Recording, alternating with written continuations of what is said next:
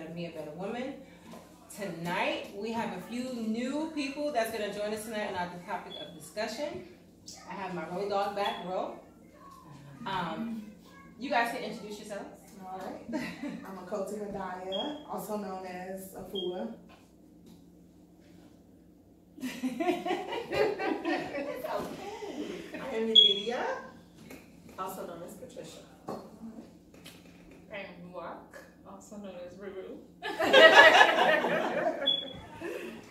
And tonight, I decided to discuss a topic that is well needed in our culture today, and it's a topic that's been struggling amongst African Americans, I would say. Tonight we're going to talk about the struggle amongst sisterhood and why is there a disconnect amongst us in our culture.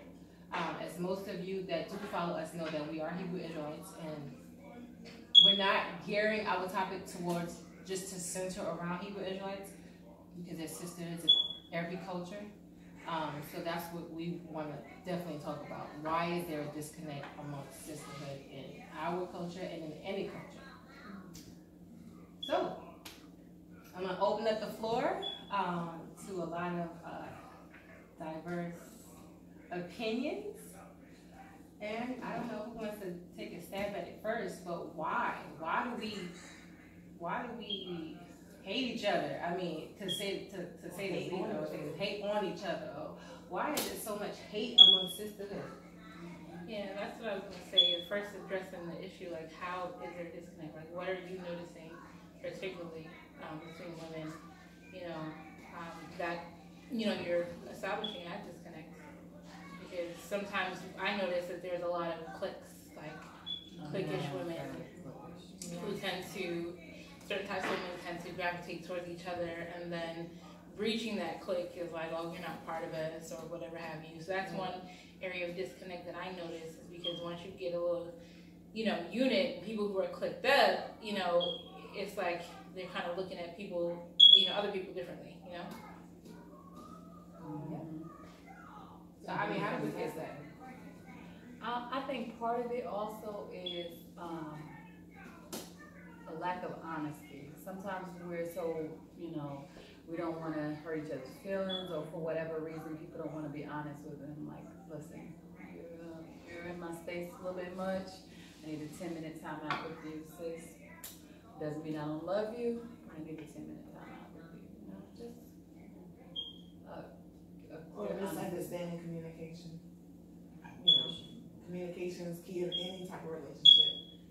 And in sisterhood, it doesn't change. So if we're communicating, but we may not clearly understand what the other's saying, I think it's important for whoever's not understanding to say that, to be like, I really don't understand what that meant. Or, can we clarify what that means so that, the next conversation isn't awkward or isn't piggybacking off of what you thought, the last conversation was. So I think it's just miscommunication.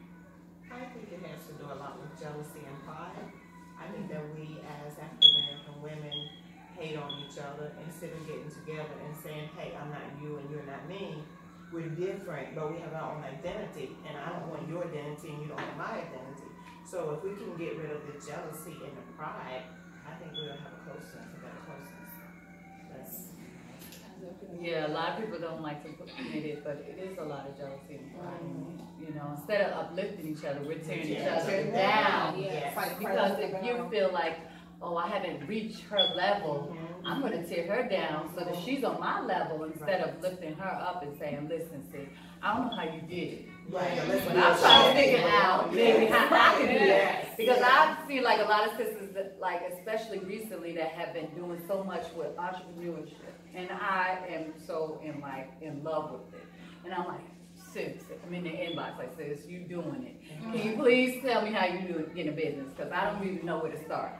But a lot of times we're not, accepting of where we're at in life. So we're like, oh, well, dang, well, how did she get there? Right. How did she get there? So we're hating, why her and why not me? I I'm a good person, instead of lifting them up, or, you know, sometimes you gotta humble yourself and say, listen, I'm not at that level, but maybe if I ask her, she'll give me a few tips, and I put those and apply those to my life, and I can get to that level. And we do, like she said, hate on each other and have that jealousy aspect. I think for most people, it's not even that blatant. It's like, you know, sometimes people don't even realize that they're hating on someone because they're jealous enough. They'll just see this discomfort that this person makes them uncomfortable. Why? Because it addresses something in you, but they're not reflective, you know. So that it's And they haven't accepted that fact. They haven't accepted that fact yet. That they're lacking that self-confidence in them.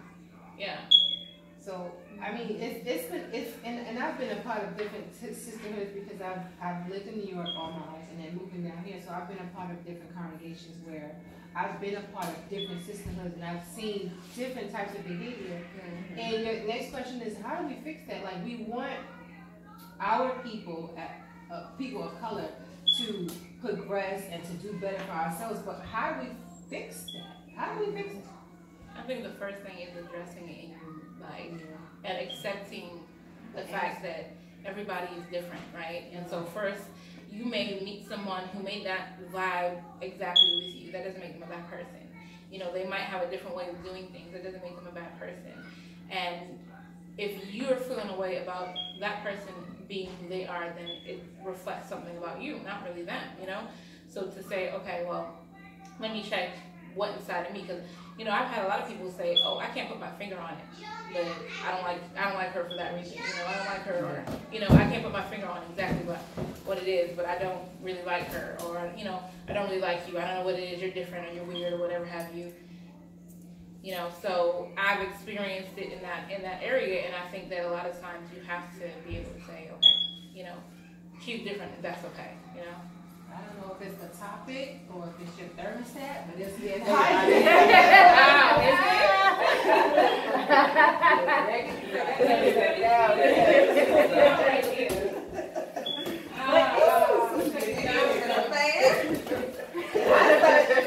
started the first because it's sad, and I want to be able to say, well, I like meeting new people, but then I get that right to, you know, not only that, I build my wall of saying, you know what, I have these 4 or 5 sisters that I've known since I was 13 or 14. I'm going to stick by them, but then moving down here, I'm like, okay, I want to branch off and meet new people. I'm going to do this, but then when you open up to certain people or to people in general, it's like, well, dang, I was just, but nice to you, like, wow, like why the jealousy? And you can sense it. Yeah. Right. Yeah. You don't want to outright say it because you don't want to seem like arrogant or pompous, but you can sense it, and it's like why? And it just makes you like. And I've never understood why I hear a lot of women say, "I don't do well with female friends. Right. Yeah. I always have a lot of guy friends," and I'm like, "Well, dang, you sound like a Yes. Yeah, you sound like a H-O-T." And then I'm like, well, dang, I can understand why she said that because I'm a woman, but women are Messy. very. I mean, I don't think that every, okay, go ahead. I didn't say every woman, but most women can be very And I messy. think that's the basis of why they may say, I get along better with men. Even though men can be messy, They are. but they usually can aren't be. messy with women. You know what I Right. mean? It's their own little messiness. So it's like a woman feels a little more comfortable and you're like, okay, you know, at least I can go over there and not feel like everybody's scrutinizing what I'm wearing today, or if my earrings are matching or whatever. You know, somebody's gonna, they're not gonna feel like somebody's gonna find one thing to pick that one day and then, you know, make them feel bad because they feel bad. So I think that's majority of it is the messiness and not wanting to deal with that. I mean, but have you ever woken up and been like, I'm a mess today. Like, I'm a mess, right? Like, I think that it's authentic. It's an authentic feeling. But what happens is we don't own our mess. We try to put it off on somebody else. We try to make it somebody else's fault. It's not somebody else's fault that you have a feeling. Work out your feeling. Right? It's natural. It's regular. People have jealousy. People have, you know, there's some women I see, like you say, like some entrepreneurs that are out there doing their thing. and I get a little twinge, like, man, I've been at this for a while, like, you know, trying to bring forth, you know what I'm saying? So you get a little twinge, and I try to beat myself, go like everything on their page right now, go like it, like, you will not be that woman. But like, you know, you feel those feelings, and to know that it's you, and to not put it off and make somebody else feel bad for who they are, you know. And I think it's a lot of ownership in that point. Like, we can be a mess, but if we all own our mess, like, this is me, and this is how I can get, and I can embrace your mess because I know I got my own. You know, don't be two-faced, and you don't want to embrace somebody else's mess, but you want somebody to embrace yours, you know? Judge it. Yeah. You can't judge a book by the cover. Right. You don't know what I feel like inside. You don't know what kind of struggle I had to go through to get to where I am. So my struggle is not your struggle. So, I mean, if we just have something nice to say about each other, you know, you're beautiful. We're beautiful. We're all African American women, and we're beautiful. You in your own race, you in your own race, me in my own race, you in your own race. We're all beautiful. If we stand by that and say, hey, she doesn't have anything on me, and I'm not trying to get anything on her, we're both beautiful. We have the same spirit and meekness about us that we are cultivated into, you know, the Israelites.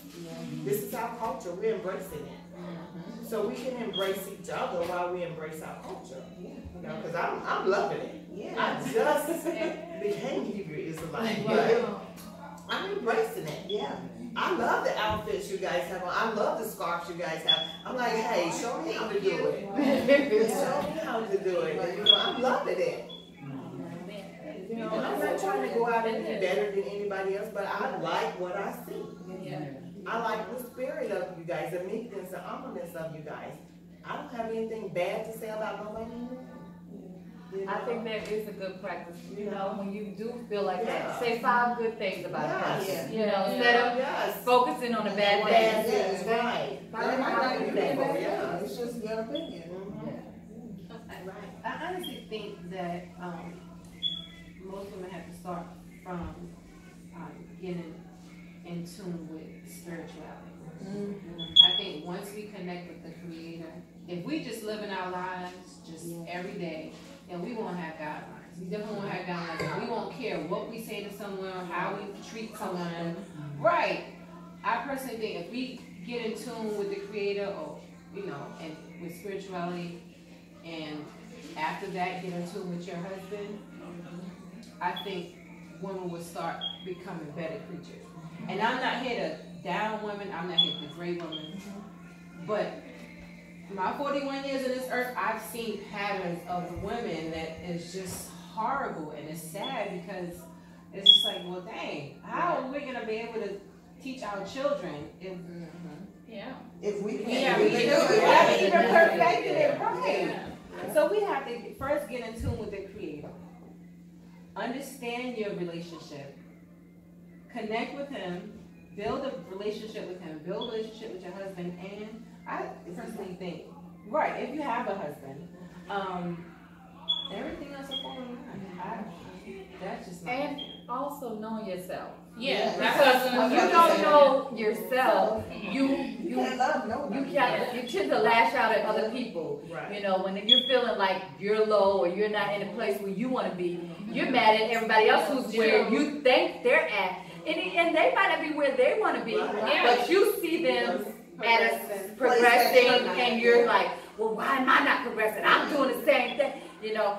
So like I know, like I've been trying to do where I wake up like at least an hour before the children, and meditate and pray, just to get focused myself and have that my time. Because I'm usually a night, you know, I stay up all night. I always stay up all night, but I've been trying to do that, you know, change it so that I can get up earlier and just have that my time to focus, so that, you know, I can center myself, so I don't have to go through the day like depressed or mad. Dang, I gotta go to this stupid job, or dang, I gotta, you know, I gotta come with a better spirit, because when you're mad at something within yourself, you usually lash out at other people, and I think that's sometimes what women tend to do, you know. And we do that in our parenting, and we teach our children that. And that's a major thing. We teach our children how to lash out at other people. We teach them because they see it in us. And I think what I was gonna say is, like, one of the major things, one of the major issues that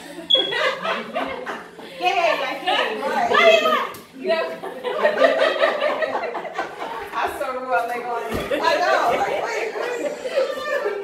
Go, scoot. later. Okay. We're almost done yet. We're almost done. So, I was gonna say, when you're saying, getting in tune with the Creator, I do believe that self-love falls in line with that. Because if we realize that we're created in His image, and we realize that we need to learn how to love ourselves, so many women struggle with just loving themselves. You don't give an authentic love to nobody until you learn how to love yourself, like she said. And I think that if we really learn and get ourselves in tune, it will reflect in how we treat other people, because you will recognize that same divinity in you is in everybody around. I can't disrespect a female, but so hard, because I know that same divinity that flows in me, the Creator that created me created her. So I don't want to insult my Creator by insulting her, And so no matter how your behavior may not be reflecting, your power and your Creator, maybe because you don't have that full awareness in yourself, you don't have that full awareness and that connection to the Most High. But that doesn't mean that the divinity is going to flow through you. So I'm not going to disrespect the sister. I'm not going to get in somebody's face and say blah, blah, blah about them or whatever have you. No matter what you push me to, I'm still gonna maintain a certain level of peace, because I understand that it's coming from ignorance, It's coming from a state of ignorance. It's because you don't know yourself and you don't know your God enough to respect me, the way that you want to be respected. And then, a lot of times us as women, we have so many responsibilities that when you don't have that time for yourself, that you almost lose yourself. It's easy to lose yourself when when you have a husband or children, jobs, and this, and you're pulled in 100 different places, and it's like, well, how'd she get to travel? Shoot, she probably can too. Well, she thinks she all that. Yes. We love that word. She thinks she all that. She out here on Facebook, traveling and stuff. I gotta be at home with the kids. Right. So sometimes we lose ourselves, and we blame others for our, whatever we're going through. And you can do the same thing. It's just, sometimes some women actually plan this. They plan their whole year ahead. I'm going on vacation 3 times. No matter what, and they plan it and they get it done. And then some of us aren't planners. We just be like, okay, I gotta go somewhere. And then we go, And then some of us are just like, well, I just can't do it. Not because they don't want to do it. It's just, they just don't have the ambition to do it. And some women are afraid to get out there because they're so used to being in one space. It's complacency. You're so used to, I can't do this. So you get in an energetic cycle where you produce more of what you don't have by focusing on what you don't have. And so, you gotta, you gotta check those little boxes where you get notifications when the price go down. So you can hop on it. I signed up for that. Because where there's a will, there's a way. So if you ain't got no way, then you must don't have no will. Yep. And that's I think another thing is like if we see one of us in that space, then I think also it's kind of our responsibility too to kind of be there for that sister and uplift her and be like, look what I found, girl. If we do this right, or if we know one of our sisters is really just going through it, then the rest of us pull together and come up with something to do with that sister. Like I know before I came in this walk of life, I have a sisterhood outside this walk of life, and we had a practice that let's say all of us are here and 2 of us are pregnant or 1 of us. We would have a calendar. So as soon as that sister delivered, the day she delivered, we all sent out a whole email, and then that calendar went out to each one, and each one of us would sign up for a day or 2 to cook meals for the whole day. And we would deliver it to the sister so that she wouldn't have to cook, or her husband wouldn't have to worry about cooking, and the children would be fed, she would be fed, and we would deliver nutritious, healthy meals that help her, gather her strength back from delivery, and her husband, because even though he didn't deliver, but that's a labor is labor. Delivery, all of that, Right. the father, the mother, and the children all go through it. Once you become home with your husband, they all the time, most of the time, mimic what you go through. Yeah, Yes, oh exactly. Lord, tell me about it. The growing stomach, You know, you're like, wait a minute. Baby, never feel bad. Hey, My first trimester, my husband was all thrown up and everything. I was like, can you stop it? Can I have a minute? He's like, you can have my own. right? I'm going through this. Right. But they go through it too. So I think that's one thing that I feel like we can do. You know what I mean? I hear people talk about it like, oh yeah, because I think somebody posted on Facebook one day about, yeah, let's support each other during our pregnancy or during, I mean, or even, I know a lot of Israelites don't believe in divorce, but divorce is rapid in Israel. So we have to support each other through divorce, support each other through courtships, through marriages. Yeah. Like things like that are so important so that the same mistakes aren't made over and over. Yeah.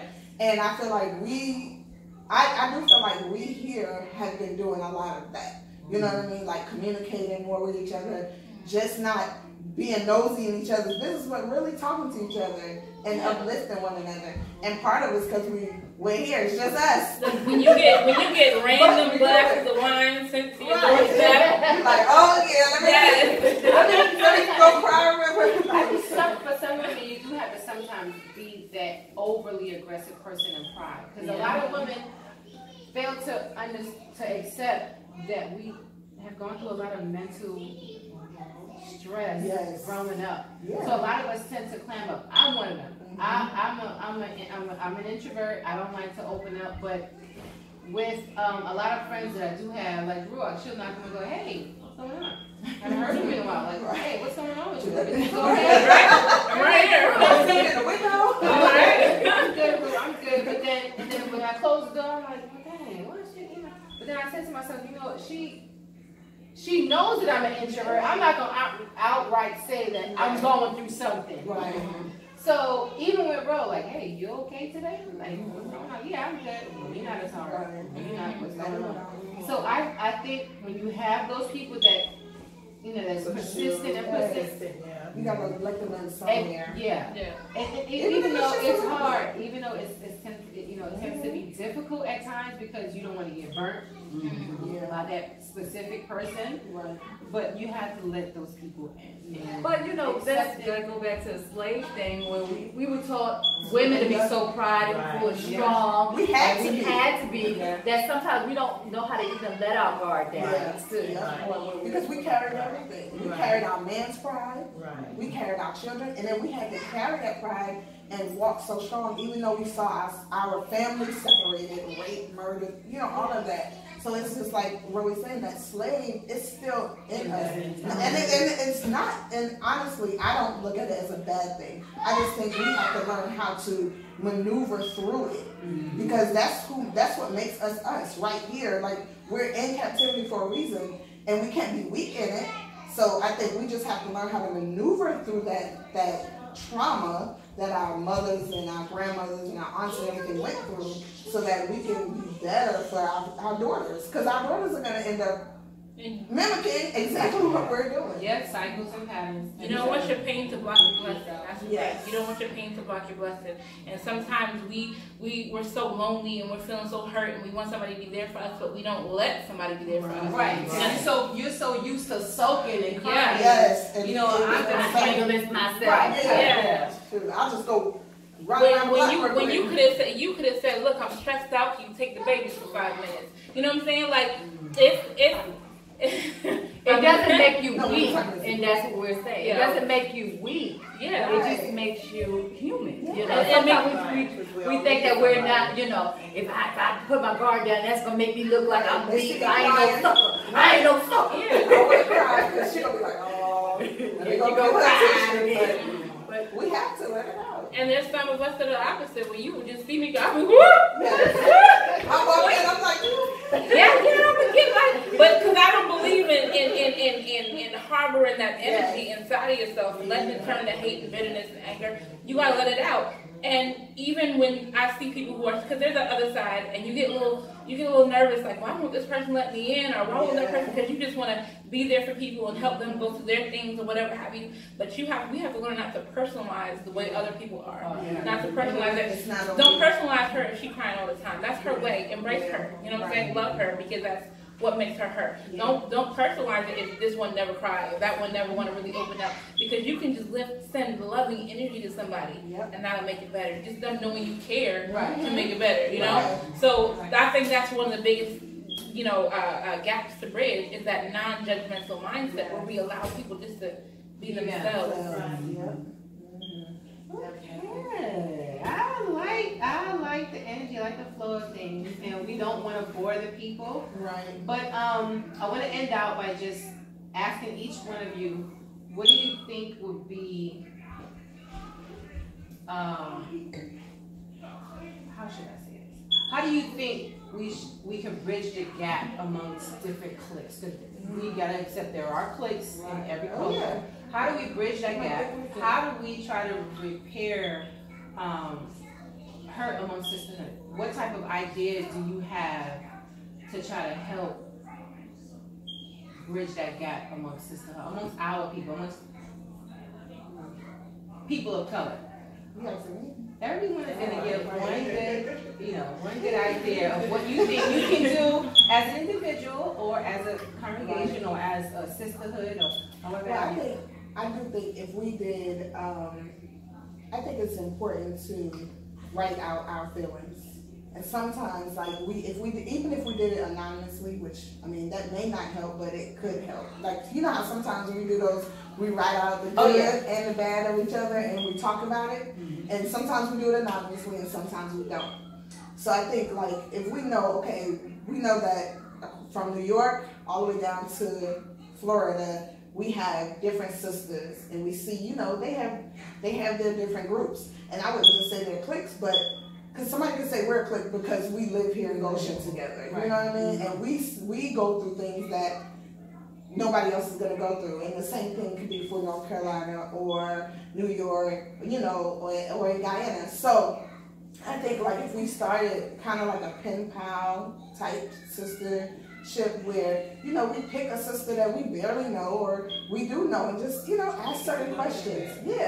And see if we see similarities in what, and our other sisters around us. And then maybe, okay, that sister, you know what? Ro might be good to talk to her. I might not be the pen pal she needs. You know what I mean? And I mean, that's just. And I want to break the cycle. I'm going to jump in. I want to give kudos to my sister Chanel. After her Shabbat Erev service about depression, me and her have been talking back and forth. Because I've never seen that side of her. And I've never talked to her. It's just a shalom. That's it. But to see her open up and express how she feels about everything, I'm like, man, that's Sister D. I love you, Chanel, and I like that. But like you said, reach out to people that you're not always reaching out to. So I'm gonna jump in. That's just my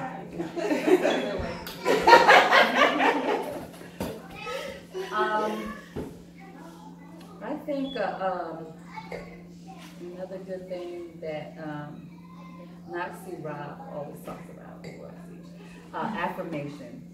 Y'all know I've been going affirmation crazy. Yes. So, oh my God. I love it. No, I love it.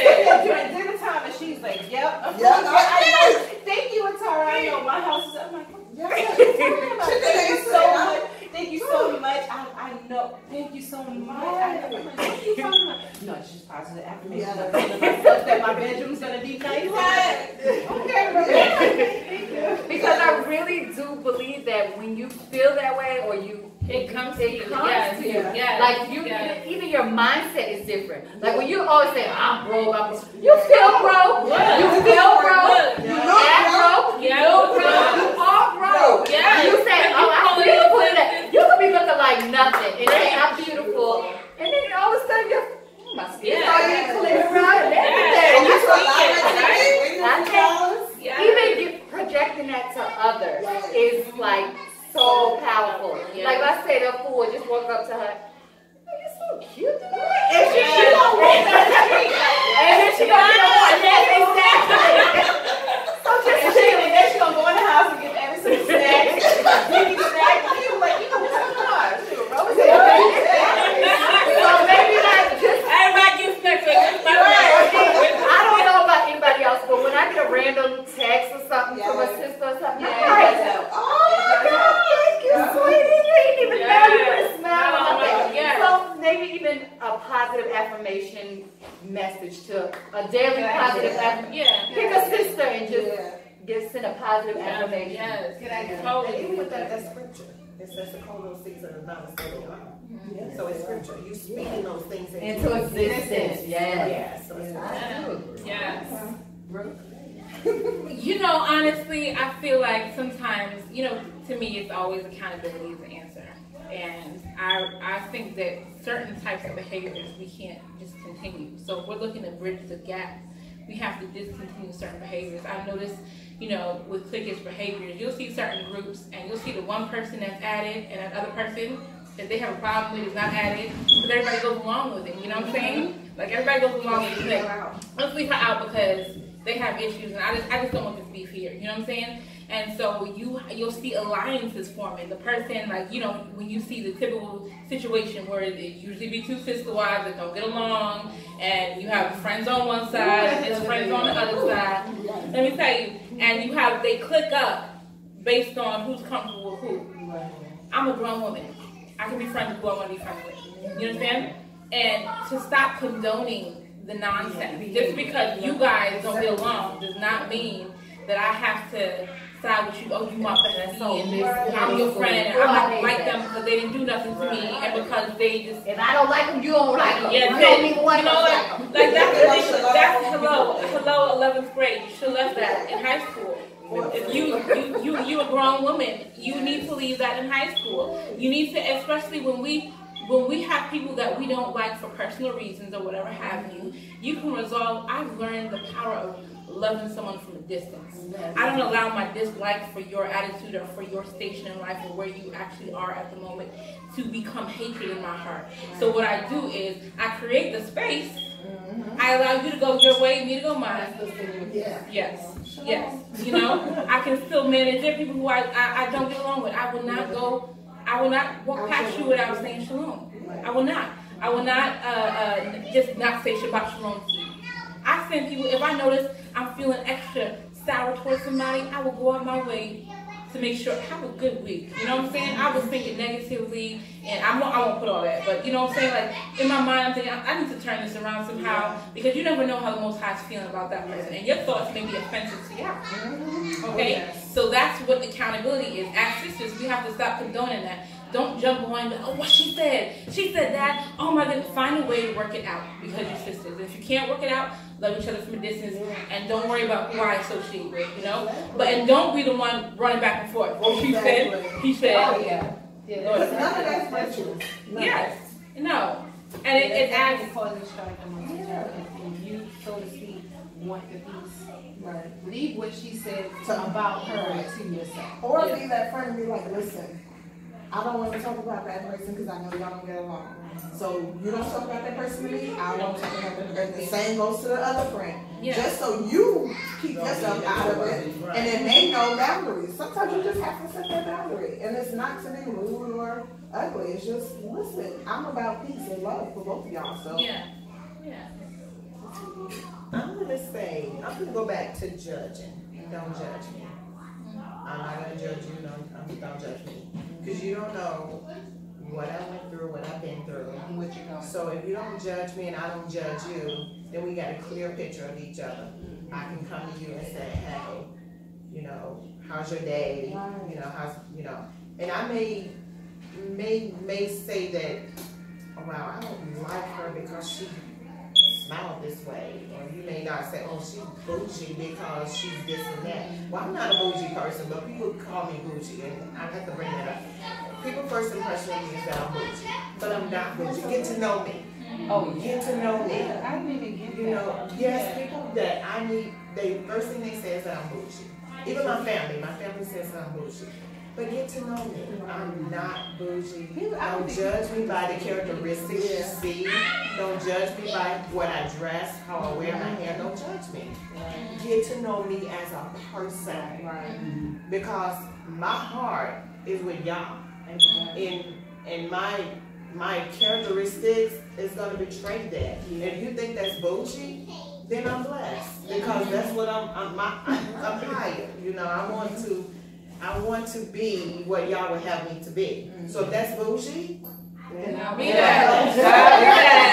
Because I tell them in a heartbeat, I'm more than what you think I am. I am what y'all says I am. And he says I'm a queen.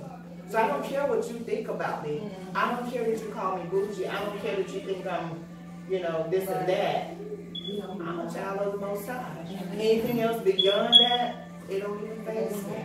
People call other people bougie when they feel inferior. Yes. When they have a sense of And when they don't go to meeting the Bougie, exactly.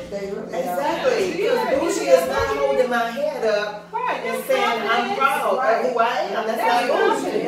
and knowing your limits, know what you want and what you don't want for yourself. I may not eat that same You thing that might you settle don't for eat. less, and I'm not going to settle for less. That doesn't make me bougie. Right. Yeah.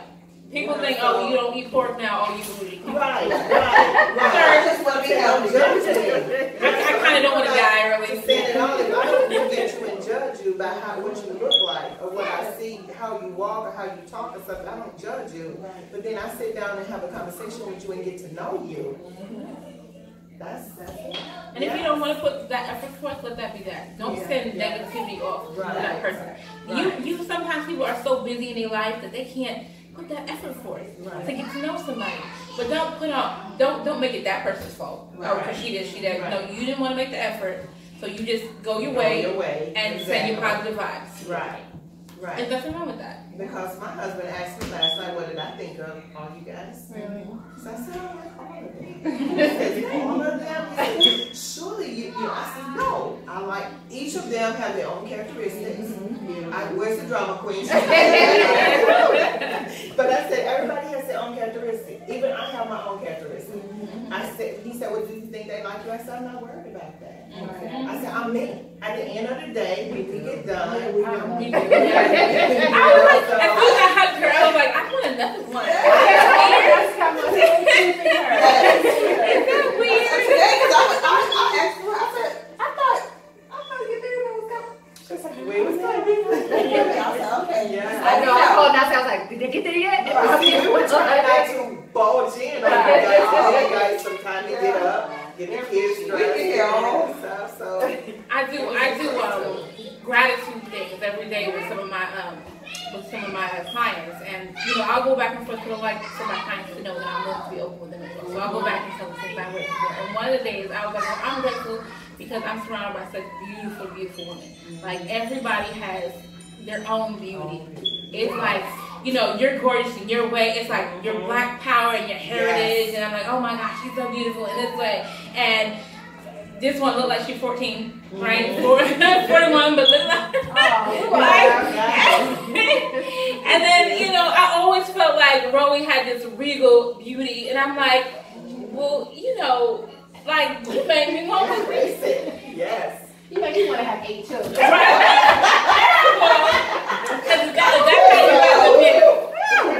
how you got the hips, so I consider. Oh boy. I definitely like the conversation that we had, and I don't want it to be a long drawn out video, but stay tuned for more videos. I hope you guys loved the topic of discussion and what we brought to you this evening. Please like, subscribe, and share. Yes, subscribe to the Spiritual Development channel.